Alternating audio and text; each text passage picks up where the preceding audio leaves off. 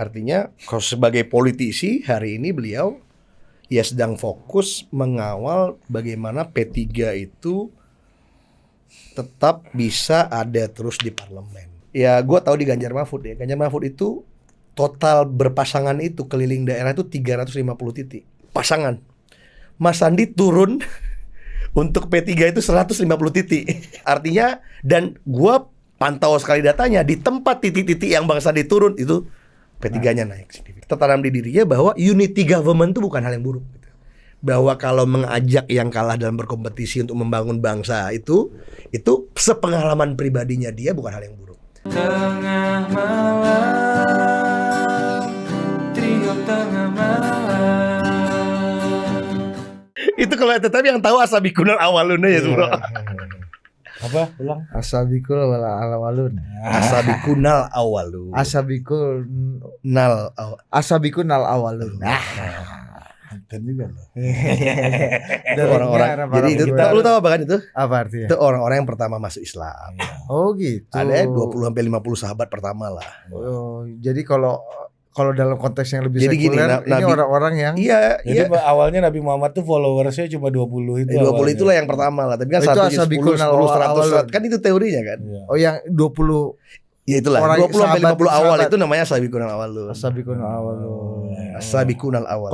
Kalau Yesus itu gua 12 hafal murid tuh. Yesus gitu Ya, ya. followersnya 12 itu. Nah, cuman ya kalau ini kalau sahabat utama Khalifah Rasyidin, kita cuma 45, tapi lebih dari itu. Loh, yang sisanya kemana? Ya itu yang Asabikunal Awalun itu. Oh, kenapa Ada dia Zaid nggak bin jadi- Sabit, Tolha bin Ubaidillah, Abdurrahman bin Auf kayak gitu loh bro. Ini nih nggak masuk khalifah tapi Asabikunal Awalun. meskipun mengawali, tapi kenapa dia nggak menjadi sahabat tuh? Gitu. Bukan nggak jadi naik. khalifah. Gak jadi khalifah. Khalifah Jadi sampai Ali doang. ada ring satu Nah. yang punya kekuasaan, ada ring satu yang nggak punya kekuasaan. Oh. Itu kan di politik juga kayak gitu sekarang Iya, kan. betul. Lu pasti banyak ketemu ring satunya Mas Ganjar, ring Iya. satunya Mas Anies. Tapi pada akhirnya, Ya. nah ini justru kalau pakai itu bro, Hah? di zaman Nabi aja, family itu unit loyalty politik tertinggi. Hmm. Abu Bakar jadi mantunya,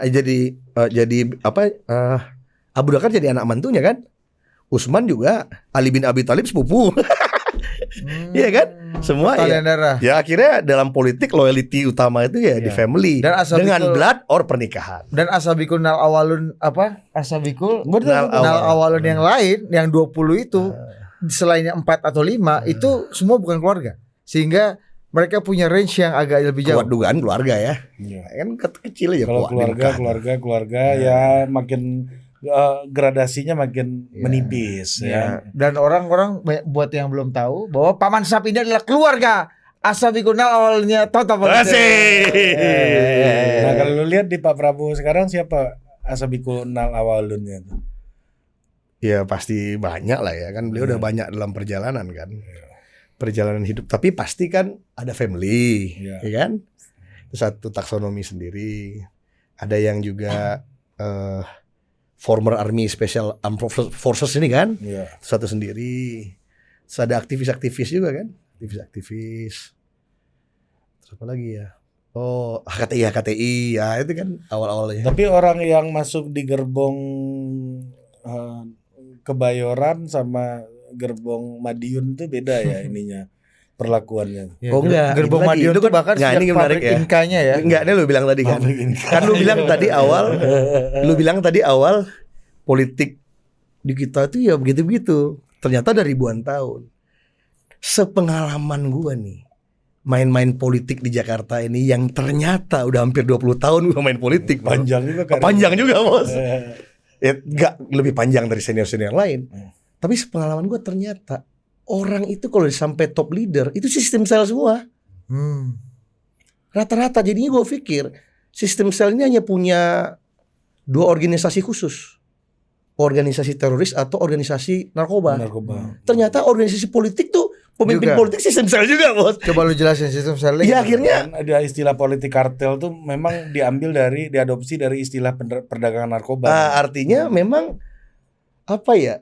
Pengalaman gue tuh menunjukkan satu orang pemimpin ini punya 3 sampai 5 orang mengerjakan hal yang sama tapi nggak saling tahu. Makin pinter nih pemimpin ini, makin banyak selnya. Sehingga kerja dia tinggal evaluasi aja, Bos.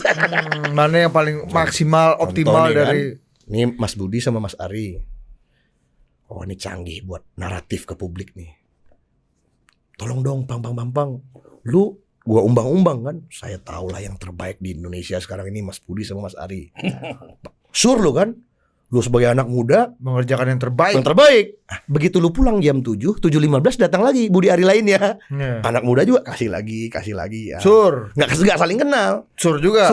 Mengerjakan yang terbaik Yang juga. terbaik juga. 5-6. Nah, dia tinggal lihat mana yang jago. Nah, mungkin itu tadi pertanyaan Madiun dan Kebayoran tadi. Saking besar, karena orang sampai ke titik calon presiden, menurut gua tuh selnya udah banyak. Jarang orang maju kades dikit lah selnya ya kan. Ya bupati agak banyak. Ya, dikit bupati. Gubernur makin banyak. Main komplek. Kalau udah calon presiden itu udah. Apalagi orang kayak Pak Prabowo yang hidup dalam dunia elit politik sejak lama sekali Sejak ya. lahir. Sejak lahir. Iya. Agak Jadi, beda sama Pak Jokowi yang banyak testimoni menganggap bahwa ketika Pak Jokowi ke Jakarta relatif sepi. Artinya sel-selnya baru dia bangun. Cuman begitu 10 tahun jadi presiden, banyak juga sel itu ya kan. Iya, kumpul juga. Bahkan dia lupa ini sel gua juga ternyata. Iya, ada gitu-gitunya. Oh, kamu ber-KTA saya. Jadi udah kita mulai nih barang. Udah tadi.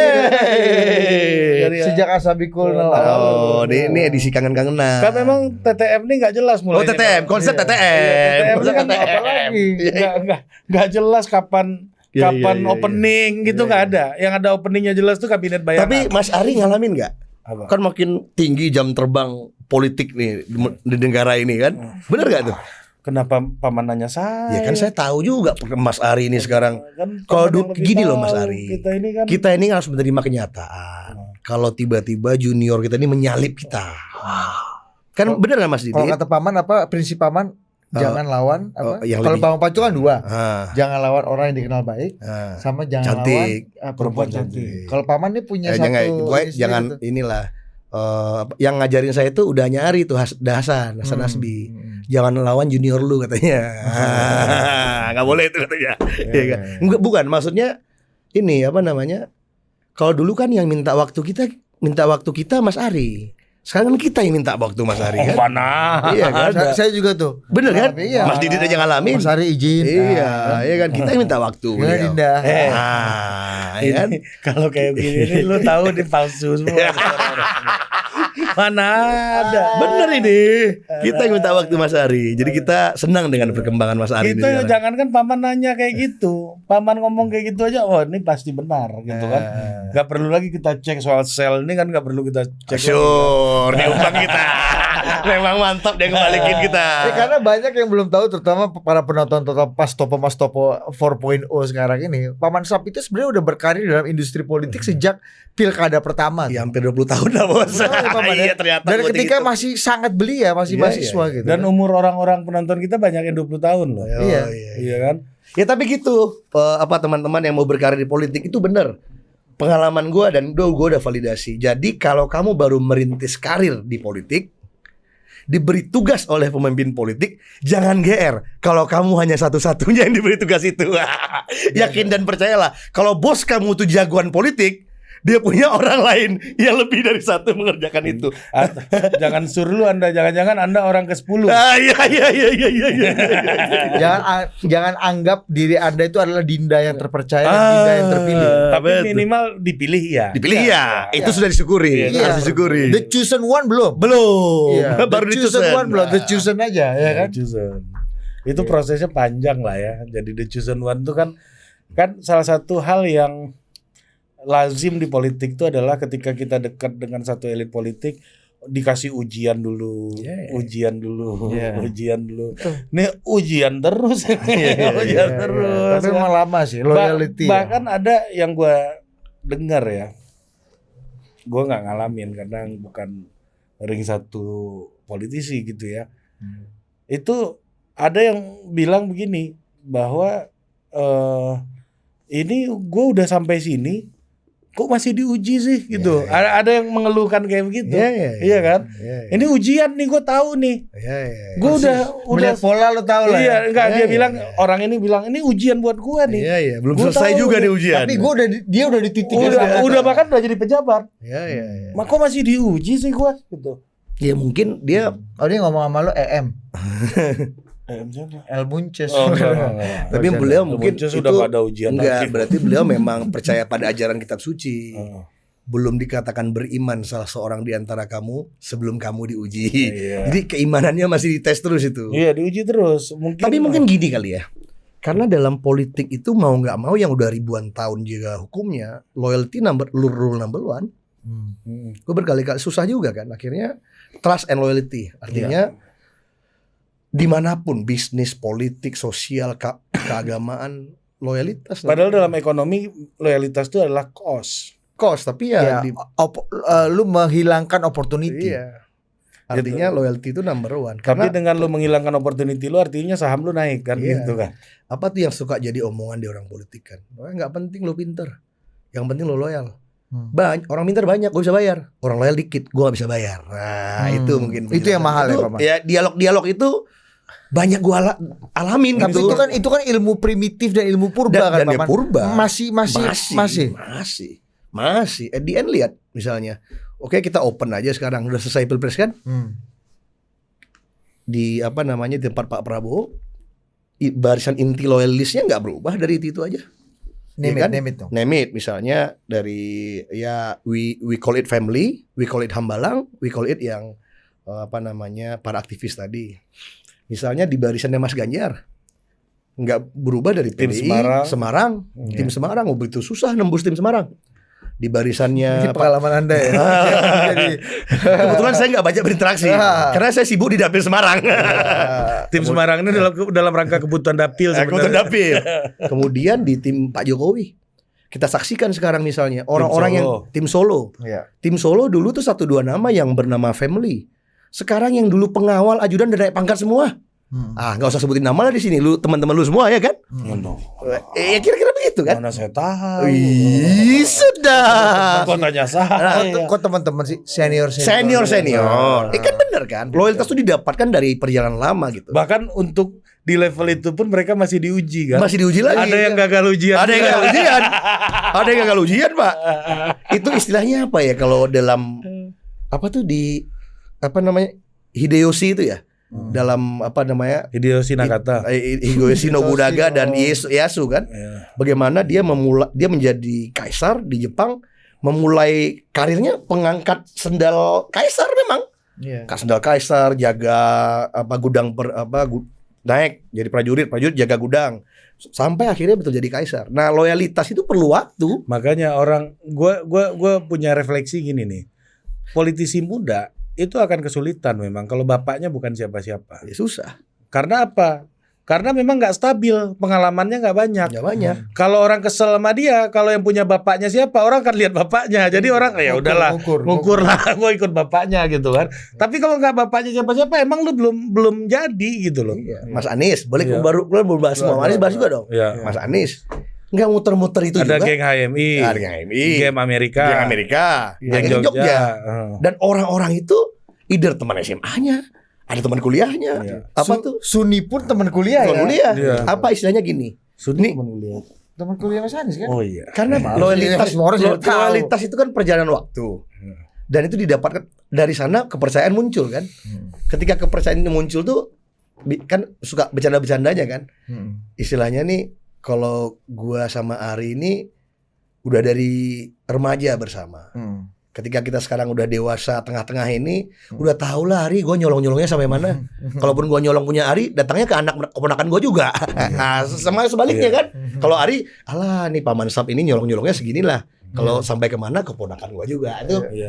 Itu tuh kayak apa ya? Kalau yang menikmati Apologi ya yang tadinya gue pikir itu semacam pemaafan, tapi terjadi di banyak blok-blok politik cerita itu. Di blok sekuler terjadi, di blok agama terjadi, di blok army terjadi, di blok sipil terjadi. ada istilah gini, kalau yang menikmati kawan-kawan ya nggak apa-apa. Apalah gitu kan. Pelajaran hidup. Pelajaran Pelajaran wisdom. hidup. Wisdom. Lu makanya ketika kita orang lihat politik hitam putih ini kan jadi problem gitu. Problem. Ini banyak warna di sini. Agak setengah realis podcast kita malam ini. Iya. Agak banyak warna di sini kan. Kalau ini Paman tadi loyalty satu hal dan itu dari ilmu purba sampai sekarang gue rasa masih itulah apa fundamental ya manifestonya lah ya. Kalau appearance gimana Paman? Kita lihat sekarang zaman orang lebih instan, digital lebih maju gitu. Appearance dalam politik lu lihatnya gimana sekarang? Appearance sih kehadiran, selalu mengikuti, menyertai hal-hal yang mungkin orang yang nggak ada di depan mata itu belum tentu juga nggak loyal gitu. Tapi appearance ini dalam konteks politik sekarang yang udah sangat digitalized gitu. Lu lihatnya gimana? Ini appearance apa ya? Appearance kehadiran lu ada di sekitar, lu ada di mengelilingi, lu ada membersamai dalam Tapi yang event. apa yang Oh, appearance. Ini dalam appearance. bukan appearance ini ke politisi Kehadiran, kepada voters No.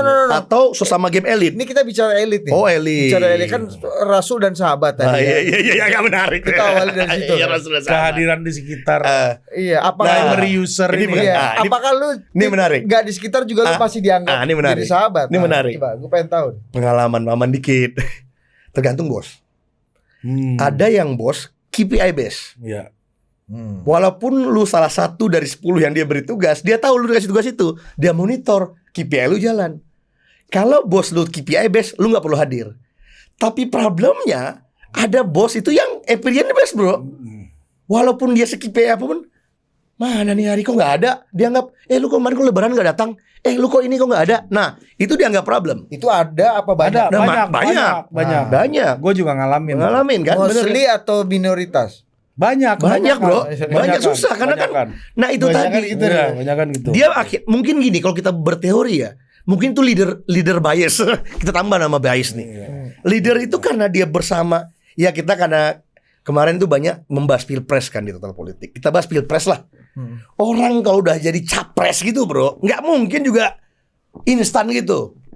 Ya taruhlah Mas Jokowi Junior nih kan agak cepat. Tapi jangan dihitung perjalanan beliau pribadi dong. Hitung bokapnya juga. Panjang kan. Jadi begitu sampai ke titik calon presiden atau wakil presiden itu, sistem tuh udah gigantik. Begitu sistem udah gigantik, dia hanya perlu orang, tetap perlu juga nih orang yang dia percaya untuk clearing house-nya dia gitu. Nah, ketika orang ini nggak ada kan, dia nanya-nanya, ada pusing deh tuh. Nah, di situ nanti mulai sepengalaman gue juga fitnah-fitnah masuk. Tipis dulu lagi capek. Sedekat apa nih gue sama Ari? Begitu gue lagi capek, lagi ini. Udah mau istirahat. Datanglah nih orang dekat kita nih. Bang, abang udah dengar belum nih berita nih? Itu mikrofon jauh. Abang dengar gak berita? Apa? Nih Ari Putra ngomong gini tentang lu. Apa? Dikasihlah kita Feedingan. screen capture hoax ini kan. Padahal ini hoax, percaya juga kita. Mikir kita, mungkin gak deh Ari, mungkin. Mulai gak mau kita kontak Ari. Oh lama-lama masuk. Nah banyak juga tokoh politik di blok. Kayaknya ada yang korban kena blok nih kan. Banyak. Gua pun ada semua. Banyak. Ada Ya, yang artinya Twitter gue sampai sekarang masih Ini ada Bayu yang baru pindah ini udah. berarti itu kan pertanyaan startnya di tentang ini kan. Ini nih lagi bertanya tentang elite game kan. Iya, elite game appearance sih. Ya susah. Only ya. Coba kita tanya deh Mas Didit. Experience lo. Mas Didit misalnya dengan Pak CT gitu. Kalau jarang-jarang gitu, dia merasa kehilangan nggak? Atau KPI base bos kita? Ya combine sih. Combine kan? Ya, Nah, tergantung skill dan kontribusi lu untuk kebutuhan itu aja combine, bukan Iya. pejabat politik bro. Kalau Pak Yoyo tuh dulu waktu jadi bupati, dia percaya betul kalau appearance-nya banyak, KPI-nya pasti bagus. Iya bisa jadi. Jadi dia penting banget lihat pasukannya berbaris ini penting dia. Nah kadang-kadang bro, Iya. gue mungkin set data gue nggak banyak, tapi gue berhipotesa dikit boleh lah ya. Iya. Background militer itu paling lebih banyak probability main appearance. Appearance. Background militer tuh Iya. gue banyak lah, gue lebih dari 7-8 Lihat Pak tokoh SBY militer. kalau lihat Instagram Oh. Bang Anto ya, lihat nggak Bang Iya. Anto? Pak SBY Pak kemana? SBY, iya. Dia coba Pak makan. SBY, Pak Prabowo, Pak Wiranto, Iya. apa namanya, apa namanya gitu, karena kan udah terbiasa dengan peleton, Iya. brigade kan. Tapi geng-geng pengusaha juga ada yang banyak kayak gitu sekarang. Banyak. Appearance. Karena udah biasa Bertentara. ya sekarang kan, berkerumun nih kan. Nah, kita balik misalnya contohnya sekarang orang yang sangat dekat sama Paman Sam. Ya Sandi. Ya salah. Agak menarik nih. Baru mulai tema masuk nih. Iya. Ini gimana? Oh sebenarnya ini podcast nih permintaan dari Mas Andi. Gara-gara kemarin disapa di caption Total Politik Iya, sama sama Mas Wapres. Wakil Presiden terpilih versi quick count. Siapa namanya? Jokowi Junior. Mas Jokowi Junior. Kan itu nggak apa-apa. Iya, benar. Panggilan Iya, benar. penghormatan itu, Iya, iya, ya kan. Tapi beliau mungkin aku baru ngerti kalau dia ternyata WA sama Ari juga. Dia WA gua. Lu datang situ. Siapa? Mas Andi, ya salam Mas Andi. Memang jawabannya tuh agak, tapi karena gue lagi agak sakit kemarin gue nggak yes gitu aja. Tapi paman kesel nggak kalau Enggak. saya WA-an langsung sama Bang Sandi? Santai aja bro. Nah, Mas kan tahu saya Mas. Oh, Saya kan orang yang, biasanya kesel ring satu digituin. nah, Oh, itu banyak. Ini balik lagi ke ilmu ring satu. Iya. Kalau saya tuh orang banyak mengkritik saya Mas. Hmm. Saya orang yang nggak pernah membatasi orang untuk bertemu dengan tokoh yang saya dekat. Oh. Saya deketin aja. Karena bagi saya nggak ada gunanya itu, ya kan? Karena diferensiasi paman berbeda. dari situ. Emang mengurangi nilai Mas Ari yang memperkenalkan saya ke Mas Didit, kan nggak gitu kan? Akhirnya punya ruang tersendiri. Kan banyak yang kayak gitu. Banyak yang kayak gitu. Termasuk Sering pengalaman kan? Ya, umumnya begitu. Umumnya begitu. Umumnya. Kayak tadi appearance umumnya Umumnya orang lebih gitu. Biasanya lebih orang yang suka nggak punya appearance. diferensiasi kayak gitu. Gitu. Biasanya diferensiasinya emang kehadiran gitu. ya, ya. Jadi gitu bos. Jadi gue pikir dia bercanda aja. Oh kayaknya udah bukan waktu gue lagi katanya. Yang muda-muda. Yang sama Ri, cuman I'm too old bro. nah dia ngomong gitu juga sama lu kan. Gue pikir ternyata itu pikiran batinnya berarti ya. Ini siapa? Ini konteks siapa nih? Bang Mas Sandi. Sandi ngomong Bang ke gua. Ya dia mulai udahlah Tapi udah kan nggak kita waktu kan gua tiap di lagi. WA lapor paman. Iya, iya, iya, Biar iya. nggak gaduh juga kan. Iya, nggak. Walaupun paman nggak akan gaduh. Santai kan? aja, Santai paman. aja. Ya, dan Bang Sandi tuh ini gue nyambung ke appearance dikit deh, tapi ke Bang Sandi juga. Kalau menurut gue pemimpin itu ada yang suka appearance, ada yang KPI base. Itu tergantung dari dia introvert apa extrovert juga Oh tuh. gitu ya. Iya ngumpulin ngumpulin orang ngobrol-ngobrol apa ada afiliasinya tuh tinggi gitu. Kalau gue pengalamannya lain. Bang Kalau Sandi- kayak Mas Gibran tuh kan Kalau dia Mas Sandi sering itu, banget sendirian. kalau gitu. pengalaman gue, Bang Sandi itu KPI base. Tapi masalahnya ada lagi, KPI-nya dia manusia. Begitu kita jarang ketemu dia, yang banyak ketemu orang lain, bingung. Insight-nya insight orang lain. Insight orang lain. Iya. Gitu. Paman masuk, hapus jejak dulu kan. Hapus jejak dulu. Kalau enggak jejaknya Ya susah juga ya. Kalau tapi paman ini tipenya bukan yang klik delete all gitu enggak. Enggak. Ya, dia selektif kan. Selektif, Dia cocok. bisa dulu lihat kan hard disknya mana nih yang penuh nih kan. Jadi begitu Lanjut, jawabannya. lanjut. Mas. Jadi Bang Sandi, Bang Sandi ya, gimana? sekarang begitu, artinya kalau sebagai politisi hari ini beliau ya sedang fokus mengawal bagaimana P3 itu tetap bisa ada terus di parlemen lewat 4%, walaupun situasinya hari ini itu agak apa ya, tidak mudah juga ya, bahwa apa namanya, daya tarung elektoral P3 itu semakin apa namanya mengalami penggerusan karena tumbuhnya partai lain, kemudian elan awal pendiri P3 itu udah punya partai masing-masing dan seterusnya. Ya pada akhirnya itu yang dialami. Tapi setidaknya dalam pemahaman dan pengalaman saya bersama beliau, dia tuh kan penganut 4 As itu bro.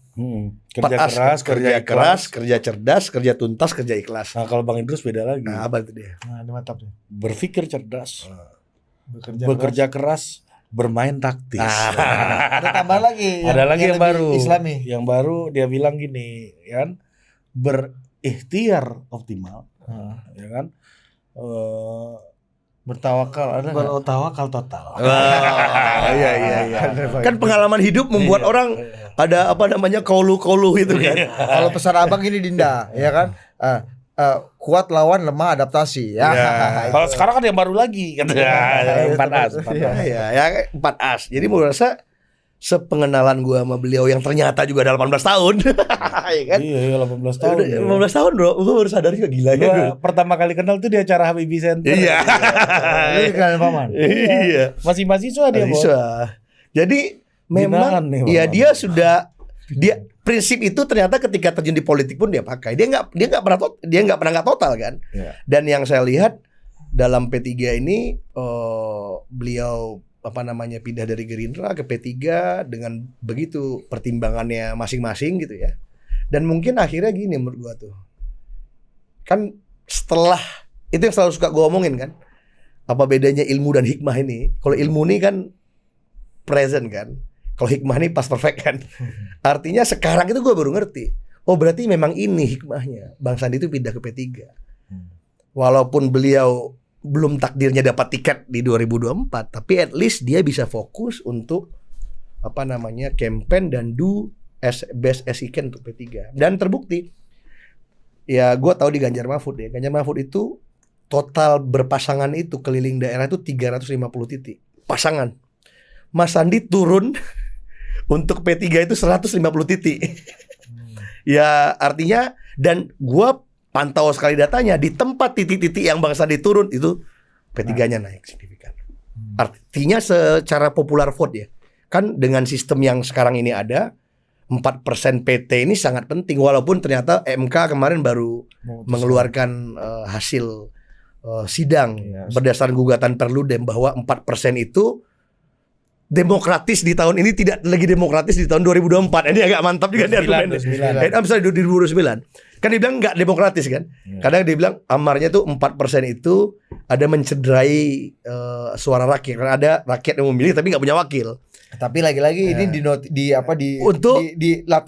notes oleh MK bahwa itu untuk pemilu berikutnya. Berarti kan betapa hebatnya MK. Dia bisa mengatakan sesuatu itu haram untuk sekarang dan halal untuk besok. Nah itulah dahsyatnya. Dan saksi ahlinya Philip Vermonte. Philip Vermonte, Al-Mukarram.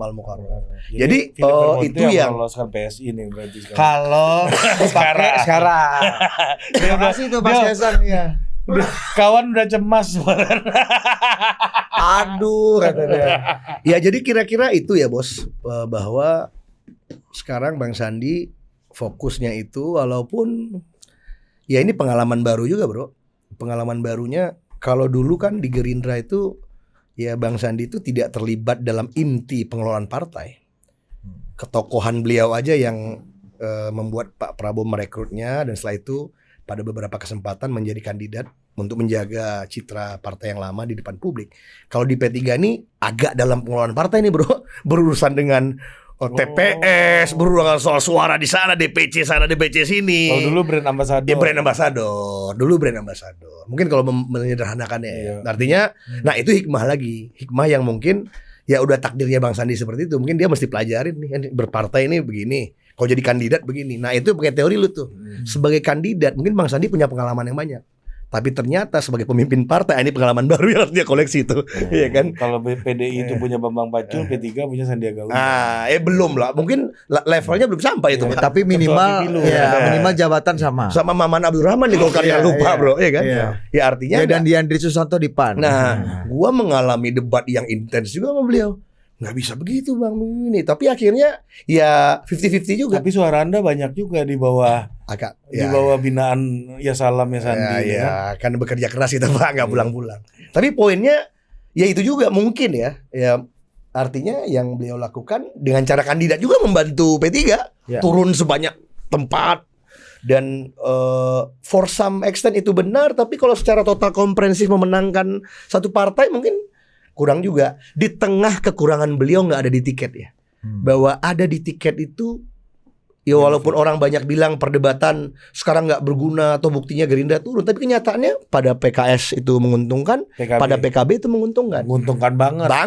Dan artinya itu yang gua alamin. Artinya di tengah Bang Sandi nggak ada di tiket, kemudian dia harus bekerja keras untuk ini. Nah ini yang menurut saya yang saya alami bersama mendampingi Bang Sandi di P3. Nuhun sewu, izin Gus. Izin. Gimana Gus?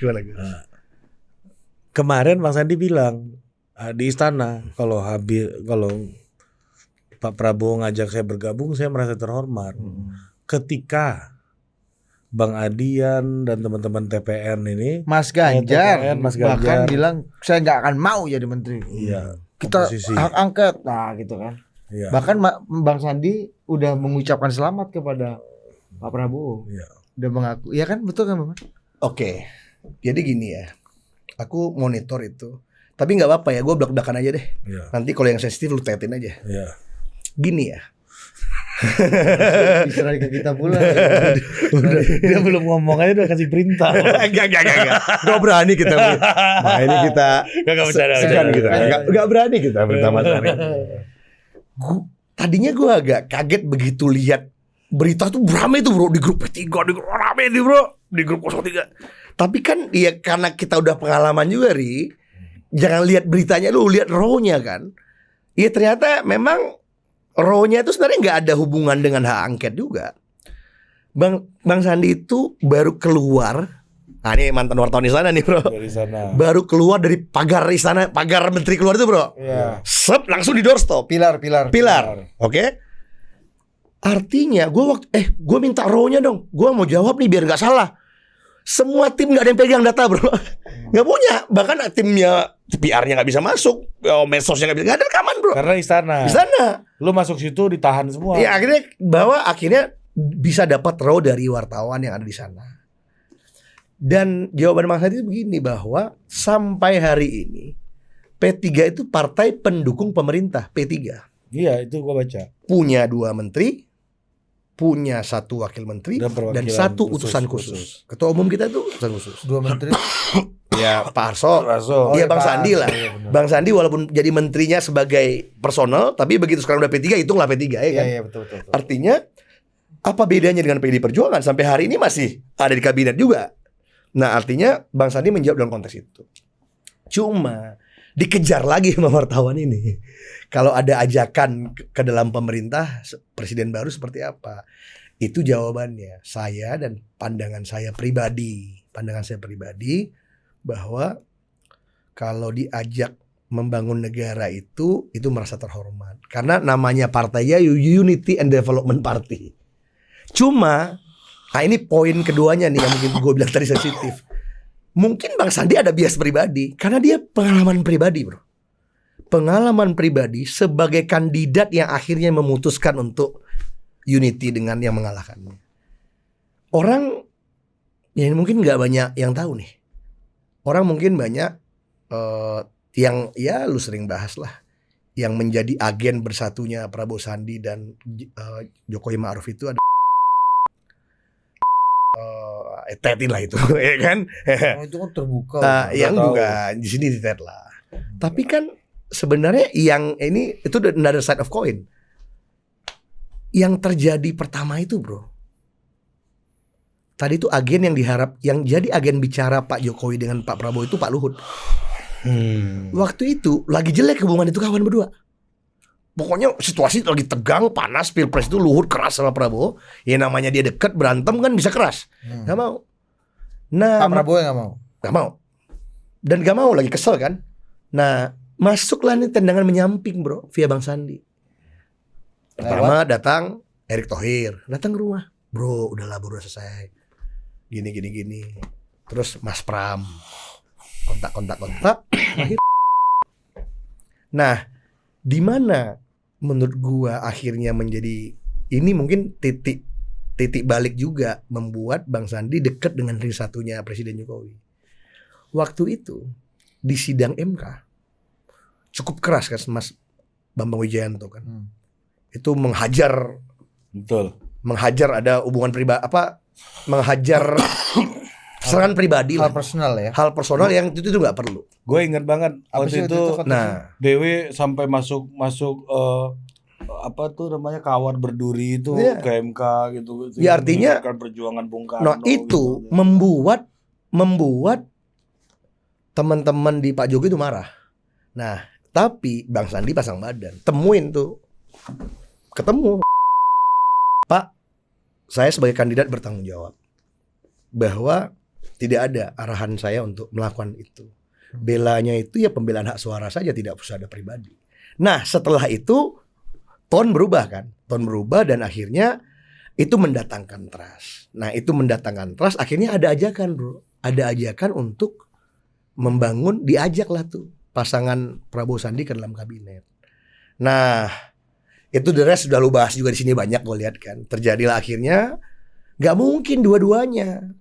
Awalnya yaudah Pak Prabowo aja. Pak Prabowo jadi Menhan, biar saya di luar untuk tetap bisa merawat sementara yang teman-teman yang di luar. Karena kan nggak bagus juga kalau pada waktu itu dalam situasi yang Langsung dua-duanya. masih langsung dua-duanya. Tapi the rest is history.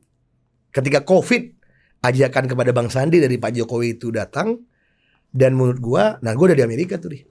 Gua di Amerika dan gua sampai bercanda tuh. Gua bilang kaget. Bang Sandi tuh nggak nyangka kalau harus gantiin Mas Tama, karena Mas Tama itu kan menteri kesayangannya Jokowi. Cuman waktu itu gua pakai kalimat, gue ingat banget, udahlah, itu kalau nggak lu ambil lu keterlaluan lah tuh, nggak selamat hidup lu nanti. Kenapa? Karena kalau memang ajakan Pak Jokowi waktu itu ke Bang Sandi ketika COVID itu udah ajakannya udah bener murni dari hati tuh bro. Dan kalau lu nggak mau, berarti lu memang udah politik aja lah pikiran lu. Emang ada yang nggak murni dari hati dan murni dari hati, cara identifikasi gimana? Ya kan artinya gini bro, artinya berarti bener-bener dia mau nggak mau citra politik jelek apa sebagainya lah. Artinya kan itu betul-betul dimintanya bekerja keras bro, diminta bekerja keras bro. Kan waktu COVID itu kementerian yang paling kacau pariwisata. Siapa yang mau liburan pas COVID? Kan kira gitu kan ya. Nah arti dengan orang nggak tahu di depan seperti apa. Nah akhirnya situasi itu membuat pengalaman pribadinya Bang Sandi itu tertanam di dirinya bahwa unity government itu bukan hal yang buruk. Bahwa kalau mengajak yang kalah dalam berkompetisi untuk membangun bangsa itu sepengalaman pribadinya dia bukan hal yang buruk. Ditambah lagi term-term yang juga hidup di kalangan HIPMI ini bro. Itu khas HIPMI sekali. Bersanding untuk bertanding, bertanding untuk bersanding. Itu kan di mana-mana HIPMI begitu kan. Yang bersaing nanti yang kalah jadi sekjen, jadi bendum, sekjen bendum. Jadi ada form di alam bawah sadar beliau mungkin bahwa ya bertanding secara maksimal, tapi setelah itu bersanding. Jadi ada mungkin bias pribadi pengalaman beliau untuk mengatakan kalau ada tawaran dari pemerintah terpilih kepada P3 itu sebuah kehormatan. Nah, jadi gitu bos jawabannya. Dan tapi kan kadang-kadang lah, ya kita naif juga untuk mengatakan bahwa istilahnya kalau di istana itu kan ada ekosistemnya juga bro. Iya kan? Kalau wartawan ada ekosistem wartawan di istana kan, padahal keluar sidang kabinet itu TPA milih eselon 1 bro. Yang harus ditanyakan ya gimana nih TPA siapa, kan gak itu ditanya hal politik lain. Jadi bacanya seperti siapa itu. juga mau baca TPA eselon 1. Iya siapa yang mau baca kan? Ya eselon 1 itu aja belum tentu baca. Belum tentu baca kan gitu. Jadi kira-kira dia berada di ekosistem wartawan istana dan berita itu akhirnya menjadi heboh. Terus gue tanya, gimana bang? Tapi oke, clear ya. Terus gimana sikap abang pribadi dan P3 terhadap hak angket? Nah, ini menarik. Jadi Bang Sandi pun clear juga bro. Karena pengalaman juga nih bro. Karena pengalaman pribadi sebagai kandidat dan hari ini ngerunning partai yang sedang dalam deg-degan di P3 sekarang bro. Artinya apa? Bang Sandi mau jadi ketum? Bukan, deg-degan dong. Deg-degan Memimpin bahwa itu nih memimpin Bapilu. memimpin Bapilu dalam Oh. situasi yang 4% hampir enggak ya kan? Role teknis kan. Artinya apa? Bahwa kalau memang hak angket itu harus ada sebagai jalan politik anggota DPR menggunakan haknya dalam menegakkan pemilu yang berintegritas, saya setuju. Tapi clear juga, tapi saya tidak setuju kalau hak angket itu untuk menggulingkan pemerintah.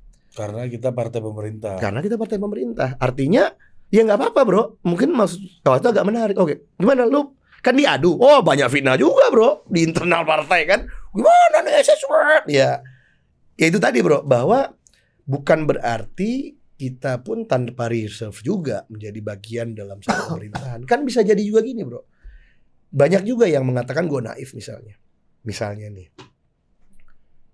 orang mengatakan ini yang menuduh ada kecurangan sistematis.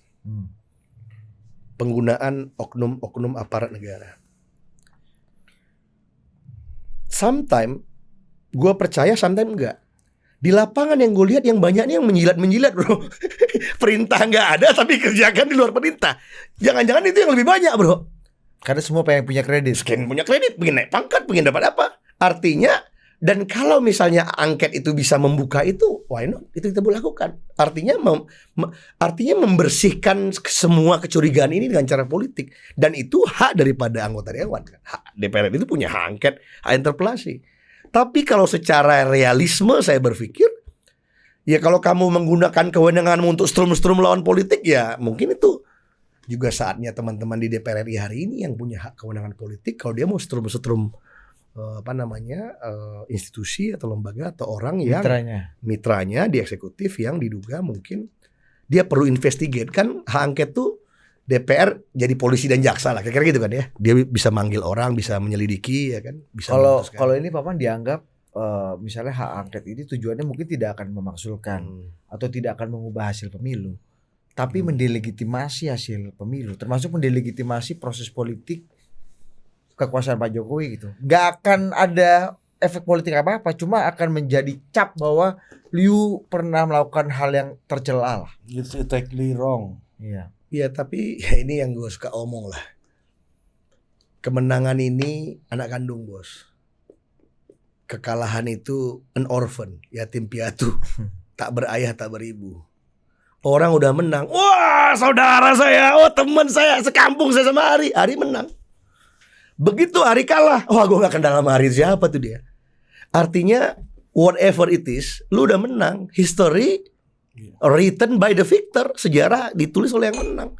Ya palingan kalau itu pun dianggap mendelegitimasi, berapa lama sih, ya kan? Cuman menurut gua, tapi juga mesti embrace juga. Jangan-jangan menurut gua yang menang, kalau gua jadi yang menang, gua justru mau bahwa nggak ada itu. Buktikan di situ. Buktikan 2 kali lipat berarti. Buktikan di MK bahwa itu tidak secara hukum di MK-nya tepat. Secara politik di DPR-nya juga tepat. Karena yang membuktikan itu yang menuduh ya. Ya artinya kan menurut gua ya kalau gua jadi yang menang, gua merasa perlu untuk membuktikan kepada khalayak bahwa kemenangan gua tidak seperti itu. Tapi masalahnya gua aja secara pribadi juga ngerasain, bos. Mohon maaf aja, bos. Gua ngerasain. Gua bertarung nih di Jateng 1, Semarang, Kendal, Salatiga. Di salah satu kabupaten deh, gue gak bisa sebutin. Gue punya 20 korcam. 5 korcam gue ini, ya mohon maaf lah, gue coret. Karena ketahuan bro, dibajak oleh sebelah. Dengan dengan iming-iming yang bayarannya lebih besar. Kemudian fasilitasnya lebih banyak.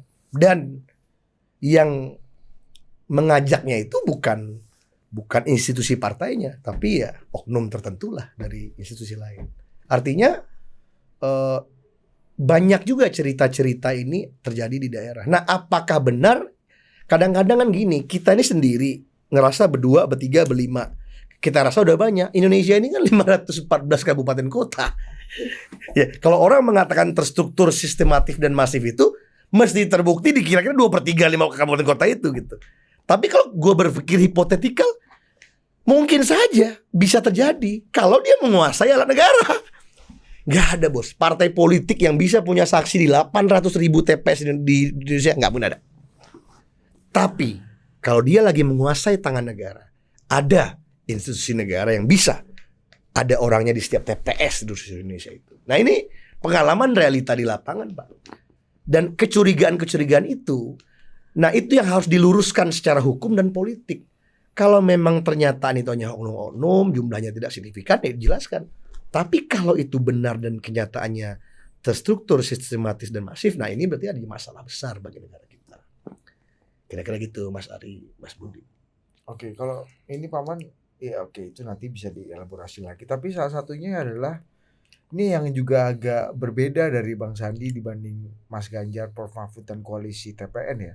Ketika Bang Sandi kalau nggak salah ya, itu udah mengaku bahwa beliau sudah menelpon dan sudah mengucapkan selamat gitu kepada pemenang hasil pilpres. Itu betul apa tidak, dan gimana di koalisi? Karena selama ini Mas Ganjar pun nggak mau nanti. Emang kamu percaya suaraku segitu? Gitu kan? Ya, semua orang tuh pada akhirnya seberapa bener itu? Ya susah. Ya kan mereka ketemu di rapat kabinet. Kayak kemarin misalnya, di hari yang sama tuh. Di hari yang sama tuh ketemu in person pertama dengan Pak Prabowo. Ya pada akhirnya, ya kan gak mungkin ngasih selamat. Yang kedua Pak Prabowo juga, Sandi gimana P3? Udah aman ya 4%? Harus lolos ya? Gitu-gitu. Oh gitu. Ya udah yang kan sebagai manusia yang juga berada di kabinet bersama-sama kan ya nggak mungkin nggak ketemu juga gitu. Apalagi kalau semua orang ngucapin selamat kan. Iya. Oh jadi ucapan selamatnya itu basa-basi apa tulus? Kan ada yang apa kabar? Menurut lu baik ya, itu kadang-kadang basa-basi juga. Ucapan selamatnya itu bagian dari percakapan Gini loh bro, basa-basi ya. gue nggak tahu ya. Yang Nggak, tahu- Bang Sandi cerita nggak sama lu gitu? Oh iya enggak ya, itu cerita Cerita kan? bahwa gue akhirnya ketemu sama Pak Prabowo di sidang kabinet dan Pak Prabowo nanyain P3 ke gue, gimana P3? Oh, 4% dulu sih. Kok jangan. Nah, cuman ya artinya ya Pak Sandi juga memberi selamat kepada beliau yang berdasarkan quick count kan gitu kan. Ya kan harus begitu juga kan. Ya susah juga bro. Dia kan orangnya saintifik juga bro. Dia saintifik, akademik. Bahwa percaya bahwa quick count itu gak mungkin bohong gitu. Tapi mungkin gini kali ya. Gue udah pernah ngomongin kali belum sendiri. Ini pengalaman gue bertarung elektoral ya. Gue akhirnya punya ini baru tuh. Punya kecurangan. Lu bahas kecurangan ya. Jadi tuh kayak bid'ah nih. Dalam Islam tuh ada Andi kasih tahu ilmu dia nih. Lu tau bid'ah gak? Apa tuh? Coba kasih tau lu mas, bid'ah mas. Yang nggak ada diada-adain. Nah, tapi di dalam bahasa Inggris seringkali diterjemahkan itu Innovation. Innovation. Oh yang serving innovation. Bid'ah. Jadi dalam agama ini kan Itu mikrofon di situ. dalam Islam tuh ada bid'ah bro. Cuman berkembang setelah Nabi nggak ada. Bid'ah inilah menjadi bulan-bulanan para kaum salaf kan. Jadi apa yang dilakukan Nabi itulah yang ditiru. Oh, Kalau jangan ditambah-tambahin berarti bid'ah. itu bid'ah. Oh. Ada bid'ah yang akhirnya dianggap boleh sepanjang itu nggak melawan peribadatan itu sendiri. Oke. Sehingga disebutlah itu bid'ah hasanah. Betul. Jadi ada dua bid'ah. Hmm. Bid'ah dolalah, bid'ah hasanah. Hmm. Oke. Bid'ah dolalah itu sesat. Oke. Kan walad dolin. Amin ya kan. Oh. Kan berilah kami tunjuk jalan lurus dan hilangkan dari orang yang sesat kan. Nah, kan? Jadi Al-Fatihah hafal kan? jadi apa tadi? Ada bid'ah Bid'ah dolalah dan bid'ah hasanah. hasanah. Bid'ah yang sesat Iya. dan bid'ah yang hasanah. Jadi ada inovasi yang Sesat, dolalah, sesat dan inovasi yang hasanah. Hasan. hasan. Hasan itu kan baik. Hasanah. Baik, ya, bermanfaat. Hasanah. Jadi Nggak ada itu artinya. Emang Hasan Nasbi bermanfaat? Iya. bermanfaat sih. Jadi gitu, Bos. Bang Hasan bermanfaat. Iya. Jadi- Tapi terjemahannya bukan Iya. itu. Jadi bro, ini menginspirasi gua melihat kecurangan pemilu ini. Jadi ada kecurangan dolalah, ada kecurangan hasanah. Dalam pengalaman gua yang ikut bertarung di dua pemilu ini, makin kesini makin susah curang dolalah ini, Pak. Apa itu curang dolalah? Nah, ini harus clear dulu definisi. Kenapa dia haram dan sesat menyesatkan, bro? Bakuatu rangka. Kenapa? Orang nyolok Budi ini 100 dijadiin 1000. Gak ada yang pilih 900 itu. Itu dolalah. Itu ya nggak boleh dong. Tidak demokratis. Yang milih lu 100 tapi diganti jadi 1000 dolar. Makin kesini makin. Itu makin susah. Dulu Karena bisa. ya baru bisa udah baru. dan awal-awal reformasi emang awal pemilu tuh makin kesini tuh makin apa ya? Makin pengetatannya itu. Nanti gue bisa cerita sampai pengalaman hari ini. Kita cerita juga nanti. Di mana orang bisa curang dolalah. Nah, jadi curang dolalah ini, gua kalau merasa curang dolalah hari ini tuh makin susah. Artinya di setiap TPS itu ada saksi partai. Oke, taruhlah tidak semua daerah ada saksi partai tertentu. Tapi di setiap TPS hari ini, bro, ada saksi Bawaslu sekarang. Sekarang ini. Dulu nggak ada, bro. Dan dia berhonor tuh 1 juta lebih satu orang setiap TPS. Artinya kalau dia mau curangin hari suara di TPS yang nomor 1000 itu gimana? Oh, ada Bawaslunya, ada partainya, PPK-nya gitu loh. Nah, tapi jadi curang dolalah ini sekarang menurut saya itu udah hampir susah. Makin minim. Mungkin di TPS pegunungan yang mungkin PPK-nya juga cuma 4 orang itu aja. Mungkin Bawaslunya nggak bisa kirim saksi di situ. Atau luar negeri. Kira-kira begitulah. Nah, tapi ada nih yang curang hasanah. Nah, ini problematik. Ini mesti kita selesaikan. Kalau gimana curang hasanah? Curang hasanah ini curang sebelum pencoblosan.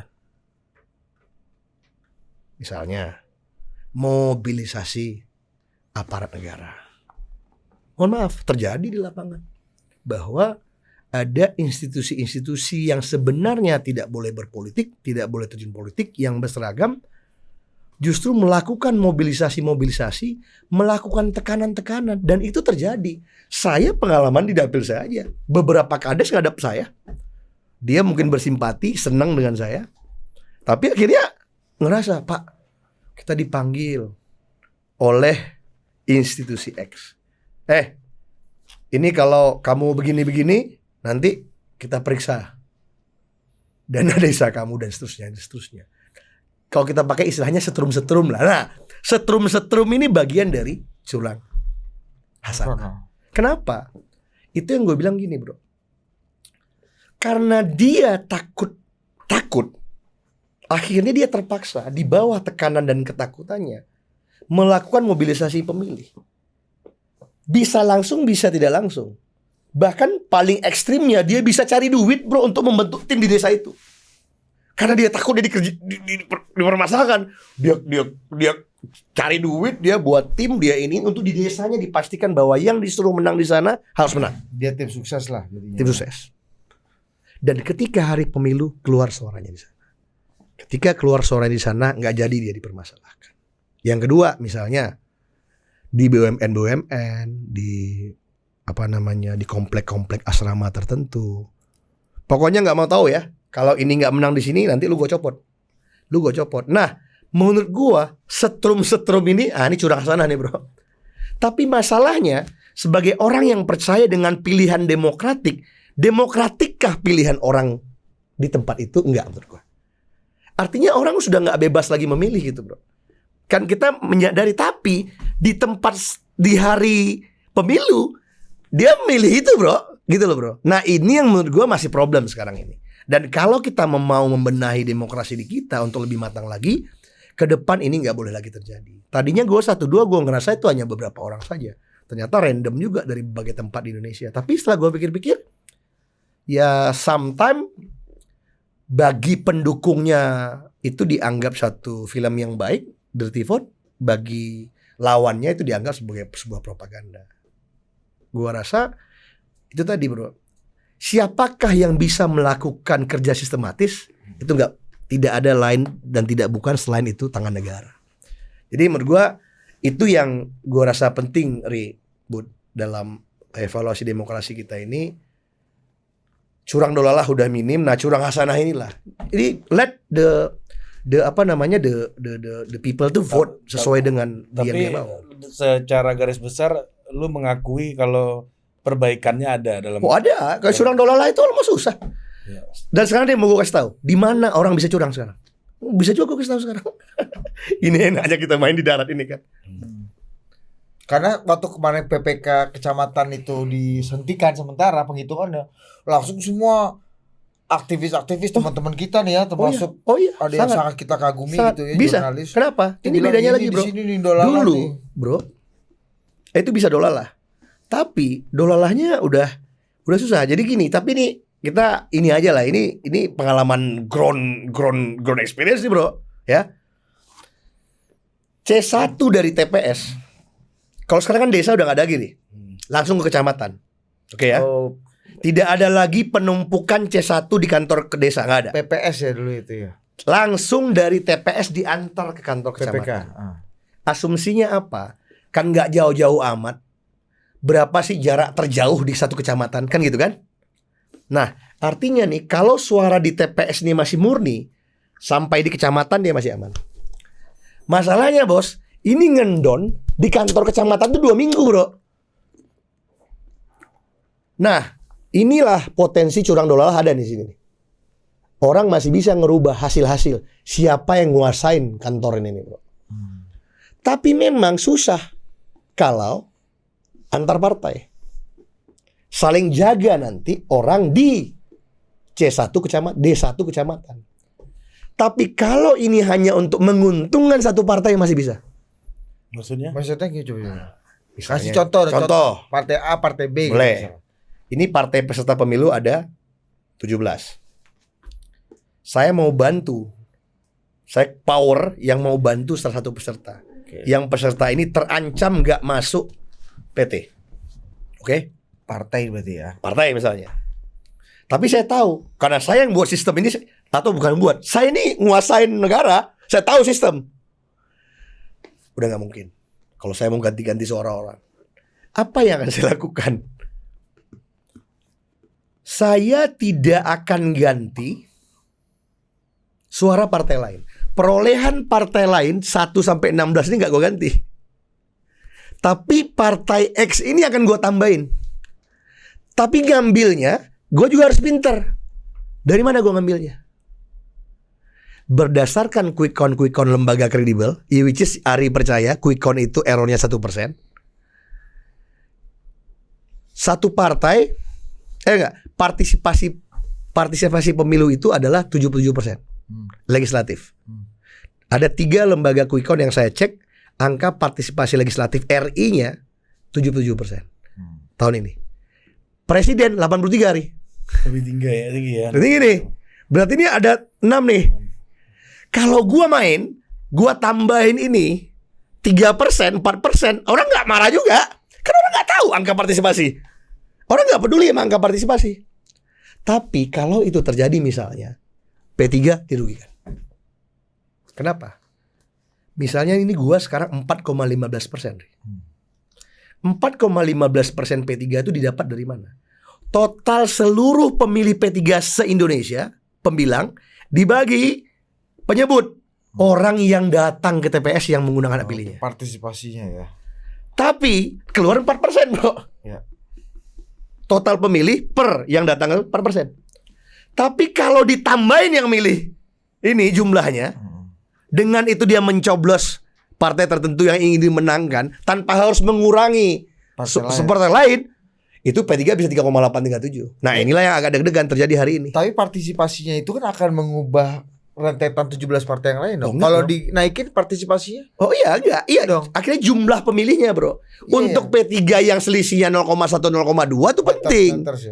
Bagi partai yang udah 4 kan dari 4 tuh 6 aja, 6 7 8 9. Dia enggak banyak goyangnya, bro.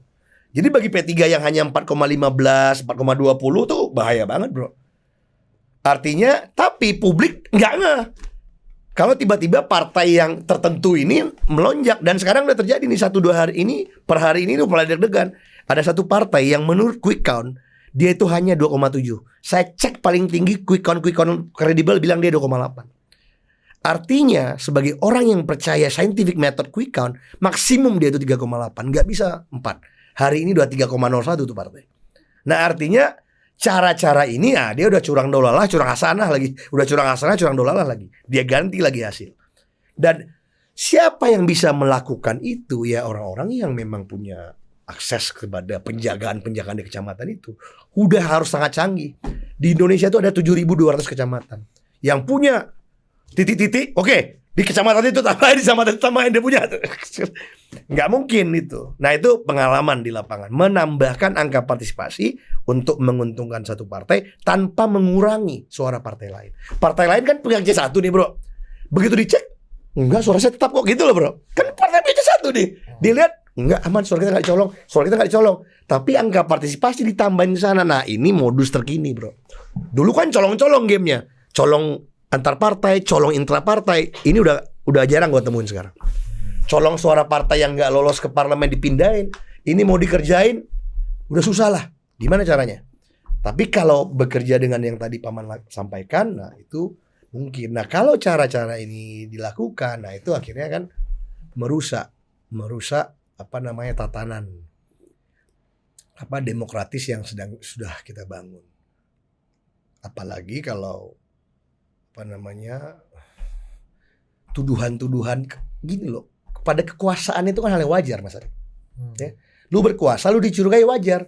Ketika lu dicurigai santai aja, tugas lu membuktikan lu tidak seperti yang dicurigakan itu. Akhirnya, mohon maaf ya, siapa yang paling dekat dengan kekuasaan itu kan putra-putranya, putra-putra presiden. Akhirnya kalau putra presiden jadi wakil presiden hari ini terpilih, ya kerja yang benar, jangan strum-strum lah, ya kan? Apalagi kalau putra presiden jadi ketua partai, ya kan? Kalau menang yang benar. Jangan pakai lagi tangan negara untuk memenangkan partai kamu gitu. Jadi kan itu merusak nama baik orang tua kita gitu. Tapi Kita bukan melakukan berarti apa kalau itu. tadi Paman memvonis kan dari hasil quick count ke perhitungan sementara menjelang tanggal 3 Maret nanti itu ada kenaikan signifikan dari 2,7 ke 3,01, bukan berarti vonisnya pasti Indolalah kan. Udah pasti Kan- dolala Pak. Scientifically udah pasti dolala. Lu kan 3,8. Ini 1%. Belum 3,8 kan 2,8. Makanya Belum. Paman udah 3,01, Paman udah vonis Dolala. Belum pone. Kalau lewat dari Udah lewat. Oh. Udah pokoknya nih kalau lewat Jadi kalau 3,01 ini belum. belum. Hasanah enggak? Ya nggak tahu. Tapi kalau dia sampai 3,9 ya udah pasti dolala. Kan scientific method, percaya kita. Padahal udah ada solusi dari MK kemarin. Mantap juga MK kemarin tuh. Artinya 5 tahun lagi kan nggak perlu, masih bisa ikut pemilu. Memang top ini sidang MK ini. Kalau kemarin bantu abangnya, ini bantu adiknya lagi. Tapi kan 5 tahun lagi. Iya. Instrumennya Ya akhirnya kalau perlu dem loh, masa lu nuduh perlu dem? nggak dulu punya? perlu dem. Ya pada akhirnya setuju gue dari awal. Iya, gue juga. Makanya masa lu tuduh perlu dem? nggak ada Jadi gue bagian tuduh, dari- nggak ada gue. Kalau dalam Mbak ini, Titi. kalau dalam hal ini kepentingan kita sama mas. Mbak Dini sih kan crazy rich sociologist Iya, ini kan. nggak Masa- butuh uang lagi. Jadi itu. Nggak mungkin dia disogokkan untuk Nah, nanti Crazy rich dalam hal sociologist. curang dolalah, curang hasanah ini, Ri, potensi terawan itu dari TPS ke kecamatan dan ngendon di kecamatan 2 minggu. Begitu kecamatan sudah di kabupaten kota udah nggak bisa.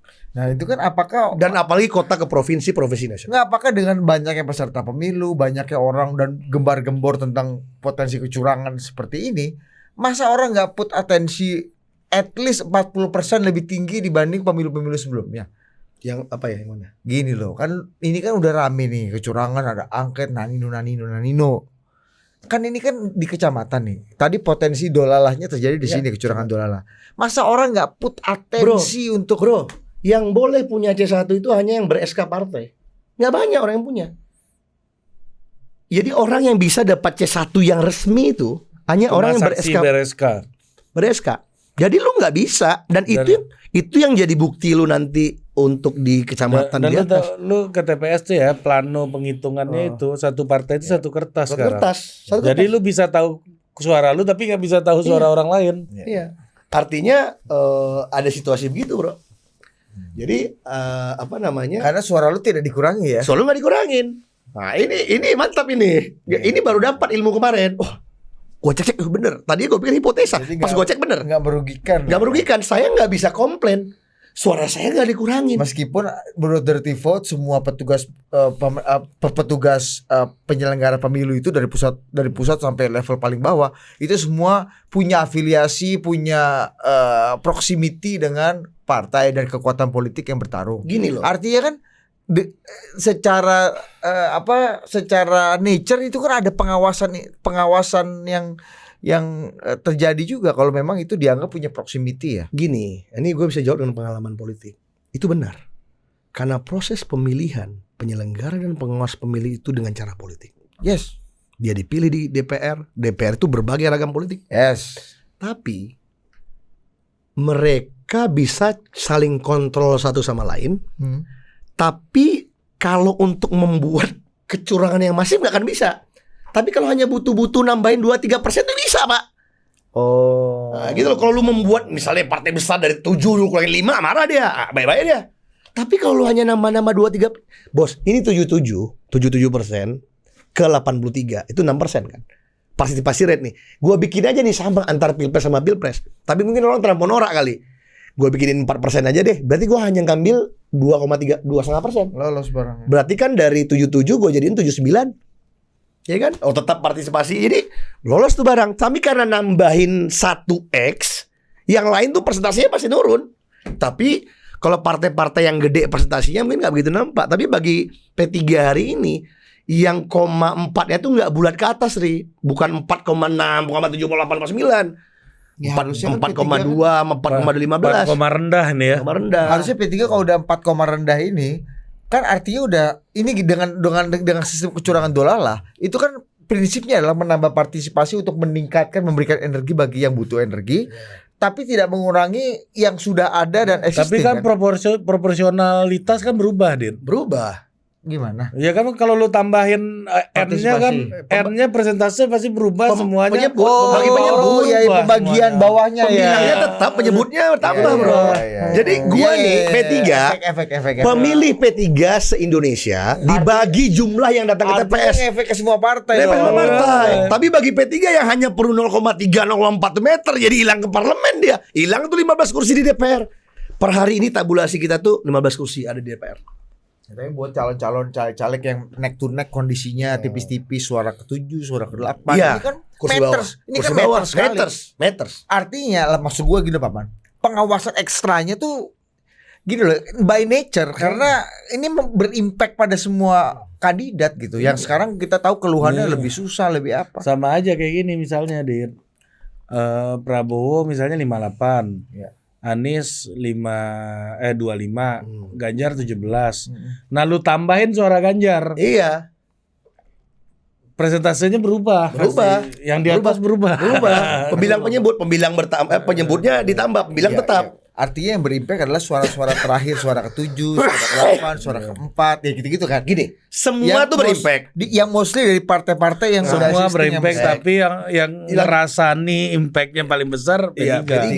Sebagai Kenapa? Karena ada penambahan. Nambahan. Ada penambahan gini, ada pengurangan gini. Bagi P3 itu zolim banget. Kenapa? P3 ini 4% ini udah bener lah ini masih ada nih partai di bawah orang masih mendukung, oke? Ada suara rakyat berdasarkan tabulasi kita terakhir kemarin itu ada 6,5 juta. Kemarin gua di DPP mentabulasi. Ada 6,5 juta orang yang milih P3 nih, ya. Caleg-calegnya, logo partai segala-gala, oke? Tapi gara-gara ada orang yang dan pertabulasi kemarin dapat 15 kursi di DPR. Memang turun dari 19 sekarang 15. Oke. Tapi gara-gara ada upaya memenangkan partai tertentu, P3-nya jadi hilang 0,3%, jadi 3,7. 6 juta ini jadi gak dihargai di DPR. 15 kursi ini jadi hilang. Nah, pasti ada yang merasakan impactnya dong, kursi-kursi itu. Ada lagi tuh. Kalau mau dianalisa lebih lanjut.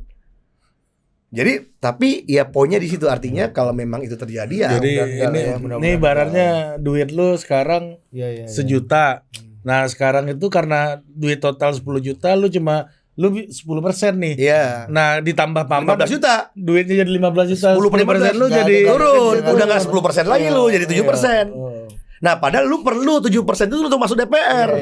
Jadi gara-gara gua di pengurangan 0,3% nasional, gua kehilangan hak 15 kursi di DPR RI. Itu dilakukan apa? Mainin angka partisipasi. Real terjadi di lapangan. Kenapa saya berani ngomong ini? Laporan dari kecamatan-kecamatan. Tapi mohon maaf, ini ilmu di lapangan, Pak. Nggak bisa protes kalau lu nggak bisa punya C1. Oh, gue tuduh nih, Pak, suara di saya itu saya segini, kamu segini. Kok dia nambah? Nggak bisa protes kalau lu nggak punya C1. Tapi nih kalau lu di lapangan nih, akhirnya kalau yang diprotes di bawah, punya ibu kurang nggak? Punya bapak kurang ya nggak? Udah, kamu diam aja. Kan nggak ganggu suara ibu. Nah gitu aja. pada faktanya mengganggu. Pada faktanya mengganggu. Nilai presentasi itu mengganggu. Nah itu menurut gua sophisticated. Gua baru tahu 2 minggu lalu. Ilmu baru lagi nih. Ilmu baru. Nah artinya gitu-gitu kan harus diinvestigate dengan tepat. Dan tadinya begitu dapat laporan di 1 daerah 2 daerah, gua pikir itu case agak random bro. Wah, kita percaya statistik pak. Kita ngajar statistik dulu waktu di kuliah ya kan. Nah jadi ini random. Nah gue khawatir. Nah kalau gue masih mau berprasangka baik itu yang tadi, bahwa sebenarnya perintah nggak ada, tapi karena dia mau menjilat-jilat di bawah ini akhirnya rusak semua. Nah kalau ini terjadi, bapak-bapak yang punya otoritas memerintah jangan beri perintah. Nah kamu yang di bawah ini janganlah menjilat-jilat untuk dapat jabatan, nggak ada gunanya juga. Itu terjadi bro, terjadi dan ya kita nggak baru juga dalam permainan begini. 1, 2. Makanya hak angket ini tetap dijalankan untuk meningkatkan integrity of pemilu kita. Di mana posisi P3 dan Mas Sandi ya itulah. Nggak ada. Kalau hak angket itu menuju pemakzulan, nggak, never. Even menurut gua seorang Bu Mega. untuk menolak kemenangan Pak Prabowo versi quick count seandainya nanti juga Iya. menang di KPU juga hak angket bukan itu tujuannya. Enggak. Karena pilpres nih Enggak. konteksnya. Tapi lucunya ini sorry Ri. Kayak kemarin bingung kan antara Maman sama Mas Hinton. Mas Hinton kan keras nih, pangpung. Maman bilang, Ton, kurang lebih bahasanya ya. Itu lu mau angket ini angket pilpres apa angket pileg? Yang mana Ton?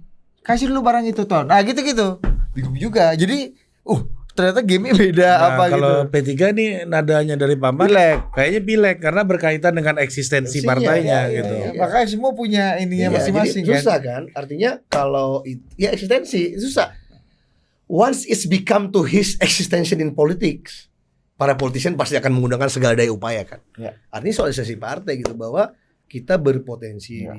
dirugikan, dicurangi ketika ada aksi-aksi. Tapi imajinasi Mas Ganjar pasti pilpres. Ya, makanya Karena kan itu yang beda. merugikan dia. Betul. Even Bang Masinton menurut gue Iya. ya, itu imajinasinya juga masih pilpres. Tapi nggak tahu ya, menurut gua nih pengalaman main menang sekali kalah 2 kali ya kan, di skala yang cukup besar ya, 2 kali nasional sekali DKI ya.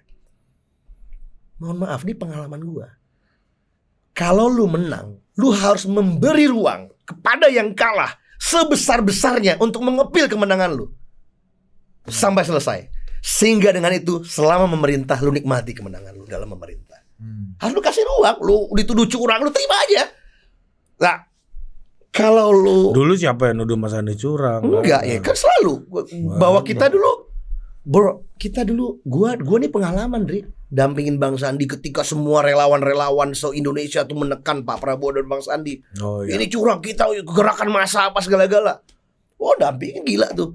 Nggak bisa ini begini. Tapi kan akhirnya Prabowo Sandi waktu itu menetapkan, enggak, kita tidak menggunakan parlemen jalanan. Kita menggunakan apa namanya di MK. Terjadilah perdebatan MK waktu itu kan. Ini mahkamah kalkulator atau mahkamah konstitusi. Bahwa ini bukan mahkamah kalkulator. Dia bilang enggak, ini mahkamah kalkulator, tapi dinikmati sebagai sebuah proses untuk mengepil. Ya sama juga kalau ikut ujian nih. Ujian ini lu nggak lulus di ujian itu. Lu dirugikan karena sebenarnya lu rasa lu mempersiapkan diri, lu pinter, dan lu rasa ujian ini lu lulus, tapi kok lu kayaknya dirugikan. Lu berhak mengepil ujian itu gitu. Nah mas gua, jadi mungkin dalam hal ini nih antara Maman dan Mas Hinton tadi perdebatannya, ya karena Anda kan menang, ya aja ini yang kalah untuk mengepil. Nah dugaan gua tuh kalau dia, ini kan sebuah invention lagi di kenegaraan kita, bahwa yang mau diepil itu yang mana gitu. Kan kalau apa namanya innovationnya Pak Mahfud di Kota Waringin dulu ya, itu memang Kobar. Kobar itu TSM kan, TSM dan dibuat pemilu ulang, which is juga nggak ada dasar hukumnya. Artinya probability-nya itu kan itu TSM. Kalau dengan pakai itu TSM nih se-Indonesia diulang lagi. Oke. Tapi apakah itu sama? Nah itu kan panjang. Oke. Jadi menurut gue dengan skema dan penjelasan Paman kayak gini, penetapan 3 Maret Enggak kita dong, sudah 3 itu kecamatan, 20 Maret. ya artinya 3 Maret kecamatan selesai, naik kabupaten, Itu 20 udah nggak Maret bisa. pleno pusat. artinya di kecamatan kita udah tahu 99% lah. 90%. 99%. Menurut gua. Dan itu di lapangan. Ya. Jadi lu kalau udah di kecamatan curang-curang dolala itu udah susah. Ya, artinya gini, hasil kecamatan tanggal 3 Maret akan menentukan the rest of Ya, hasil pemilu. Betul. Setelah itu menurut gua eskalasinya akan kita lihat nih, Ya. naik apa enggak secara politik ya. Karena hak angket di pileg ini menurut gue juga matter sih, karena menyangkut juga banyak anggota-anggota DPR existing yang anumerta juga Paman Ya. akhirnya. Wah, iya, artinya gini, di balik yang tadi ya. Ini biar teman-teman Mas Topo juga, kan di Mas Topo ini banyak orang yang menikmati politik sebagai sebuah ide-ide, pertarungan gagasan. Nah, Paman mungkin share kepada yang menikmati politik sebagai pertarungan lapangan dan darat ini kan. Jadi begini, jumlah TPS di Indonesia itu 800.000 something TPS. Itu lu kalau numpuk kertas 800.000 itu berapa banyak? Udah nggak bisa lu bayangin deh. Satu rim segini kan? 500. Nah, 500 segini nih. Kalau 2 rim 1.000. 2 rim 1.000 lah, 1.000 segini. Berarti Segini kan? 800 kali ini. 800 kali ini. Satu ruangan ini lah nih. Ya. Nah, 2 ruangan ini. Tapi kalau jumlah kecamatan itu 7.200 bro. Jadi kalau 2.200 ya nggak banyak bro. Jadi istilahnya tuh C1 kecamatan itu, D1 kecamatan itu nggak banyak bro. Artinya kan kalau misalnya 500, 1.000 ya 1.007. Ini 1, 2, 3, 4, 5, 6, 7. Lu tumpuk, lu bisa cek tuh D1 kecamatan se-Indonesia gitu. Dan dalam menghadirkan saksi partai itu masih bisa untuk menghadirkan 7.000 kali 2 kan. Kan saksi 2 orang masing-masing partai. Dan juga kandidat misalnya. Tapi gak ada satu partai pun yang hari ini bisa punya saksi di seluruh TPS di Indonesia. Gak ada. Walaupun pengalaman gue dapil gue di Jawa Tengah ada bos. Partai yang gak ngirim saksi ke kecamatan ada. 2-3 partai. Gue lihat di beberapa kecamatan tempat gue tuh Non parlemen. Ya, lu tet aja lah nih Partai Umat gak ada saksi kecamatan ya kan.